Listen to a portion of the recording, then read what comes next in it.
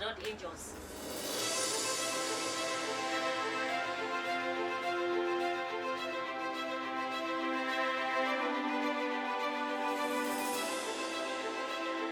Kufara chaizvo kuti tinge tiri pano paRoad Angels nemadzimai akasarudzwa tichidzidzisana kusona reusable pads.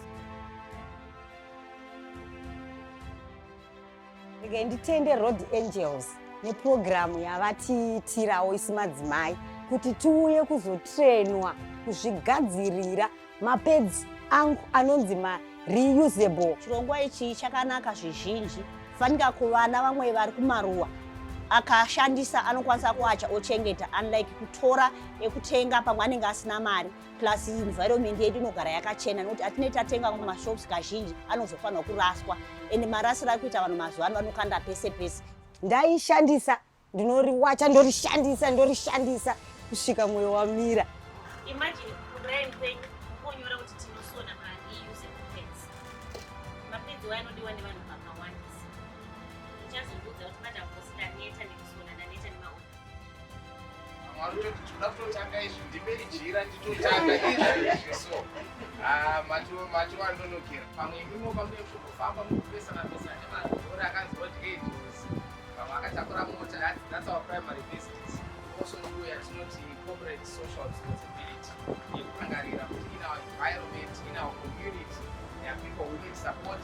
Nezvipo zvavainazvo vachizova chitoshamwa. Reusable pads akanakira kuti they are sustainable, they are eco-friendly, inonzi recycling, and they are very, very comfortable. Ini ndichabenefita, vana vangu vachabenefita, nharaunda yangu ichabenefita, environment yangu ichange yakachena.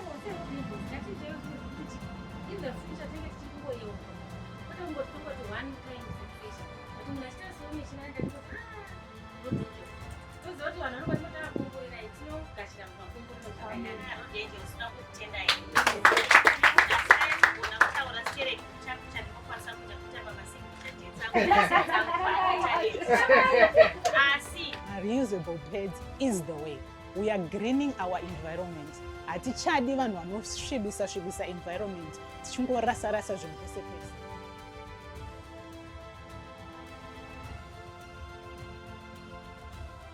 Road Angels, coming to save you.